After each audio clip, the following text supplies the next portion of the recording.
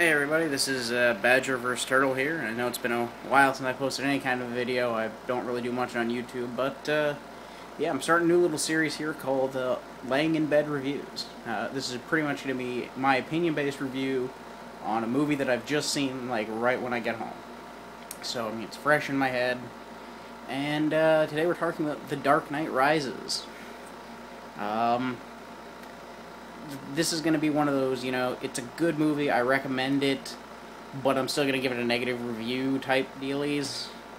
Because there's some things that I'm absolutely loving about the series, but there's a lot that there's a lot of little things that don't work, and it just really pulls you out of it. So we'll talk about the bad points first, so that I can end on a high note here, because like I said, I do recommend the movie. Let's get started. So, first thing, Catwoman. She kind of doesn't have a point in this movie, other than they wanted to put a chick in a leather outfit and cat ears, so that she could be there and be a sex item. That's about it. She doesn't grow as a character at all throughout the movie.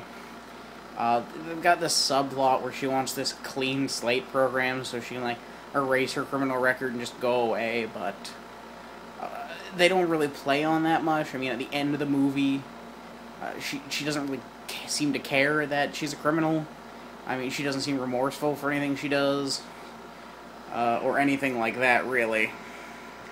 So she's mainly a stick that pushes Batman from one plot point to the other, and there's a lot of more creative ways they could have done that with the existing cast. So yeah, she just should have not been in the movie at all. Second thing. What is with Batman and guns, man? Like, Batman hates guns. And for anyone's like, oh, no, shut up. Batman hates guns, he hates killing people. I mean, those are two very important things to his character throughout all the comic books, except for some that just people didn't get Batman. And though he himself never, like, holds a pistol and shoots anybody, in all three of these movies, the villain has died, either indirectly or directly by Batman's hand. His vehicles have, like, machine guns and stuff, and I know in the Tim Burton movies they were there too, but that was dumb too. Batman, bullets don't mix. He doesn't kill people, it's a huge part of his character. Let's see, next on the list, Bane. As a character in the story, he kind of works. He's really interesting. The mask and the whole him being Bane just is kind of pointless. I mean, there are scenes where it is absolutely impossible to understand what he's saying. And I don't think that's intentional in the movie. Like, they don't play it for comedic value. Like, he's trying to be really straight, and you just totally can't understand a word he's saying. Because, I mean, he's got a good voice, and he's a very interesting character, but the whole, Bane thing just is kind of looming over the character and ruining it. So I would have loved to see a new original character, or just someone else in there filling that role. Let's see. Let's see. Other points. The whole first act of the movie basically is kind of something I don't like, because I mean, Catwoman comes and it's all about, like, him putting the suit back on and trying to be Batman again, and then Bane kicking his ass, and he gets put in a pit, and then he's gotta become Batman again. So I mean, like Bob Chipman on The Escapist said it best, we're basically watching the same plot twice. I think had they just cut out that whole first, like, whole Catwoman thing, I mean, we could have had Bane be the time when he tried to be Batman again. Like, he'd figure it out before the cops or whatever, so he'd put on the suit and think he could go stop Bane, get his ass kicked, and then he has to become Batman. Like, he's just proven that he's not the same person anymore. Would have really cut down the movie, or made room for much more character development in other places. Like, the new cop in the movie. Great character, I mean, but we get so little screen time with him. We get bits and pieces here and there of him kind of doing stuff left and right. But we don't get to sit down and spend time with him, learn about his characters and all that slowly. It's kind of really shoved at us, and I would like to have some more time with him. Gary Oldman also could have used a lot more screen time, because, like, seriously, he still is the best thing of these movies. He's amazing. That's really it for things I don't like. Some things I really do like about the movie is the change in color palette. It's kind of a subtle for people who just aren't paying attention, but if you do really watch the movie compared to the other two, this one it's much brighter. You've got the snow. There's a lot more daytime stuff, and it's really nice to see a bright. Like, it's almost like they've remembered that they're a movie to entertain, and they're not trying to be this big dark gothic story. And it works. It's really nice. And I really love that. Let's see.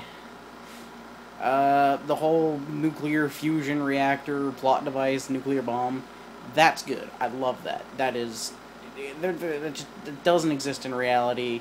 They're not trying to say that it's plausible. It's like, here's this magical MacGuffin that's gonna blow up the city, and Batman's gonna stop it. That's a comic book movie. That's what it is. That's what it should be. It works.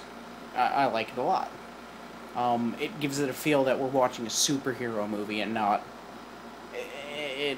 just some, like, The Departed with Batman. Like, we're really watching a Batman movie. Same with the new Batplane. I know a lot of people said they didn't like it and they thought it looked retarded, but it looks wacky and it flies, and it's the Batplane, right? It's Batman. It's one of his wacky gadgets. Same with that EMP gun thing he has. I mean, we're finally getting to see Batman be Batman and not just some guy in leather armor kicking ass.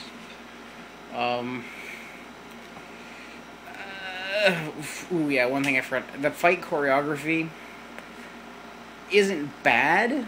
Like, it's good. It's bad in the context. Like, they set up that Batman is this League of Shadows, ninja guy. And if you watch all the other movies, he's got very martial arts style fighting. Very, very distinct fighting style. And we find out that Bane is, been trained by these guys too. But whenever you see them fight, either just because of the camera angles or whatever, it just seems like a brawl. Like, they're just fighting. And I think that's kind of disappointing.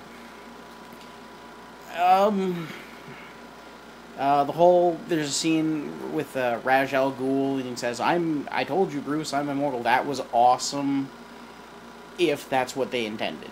Because for those who know Batman, it kind of is immortal, and I think he's one of the longest running DC villains, Ra's al Ghul there, so it's nice to see that he's still part of it. If he wasn't just a hallucination, because the way they talk, it's kind of like things Bruce couldn't have known. So I really hope that was him talking to Bruce. And the big twist at the ending, it's kind of out of nowhere, but it's nice to comic book fans, like to see that kind of, like, aha, we're still working on that. So, I mean, overall, it's not a bad movie. There's a lot to like. There's a lot to hate, but it's almost like Christopher Nolan's starting to understand what a superhero movie is supposed to be, what a comic book movie should be. And that's really good, actually. So, looking forward now to Man of Steel. Was kind of worried, but I think he's on the right track in that mindset, and I hope he keeps going with it. So yeah, thanks for sitting here listening to me talk. Enjoy the movie.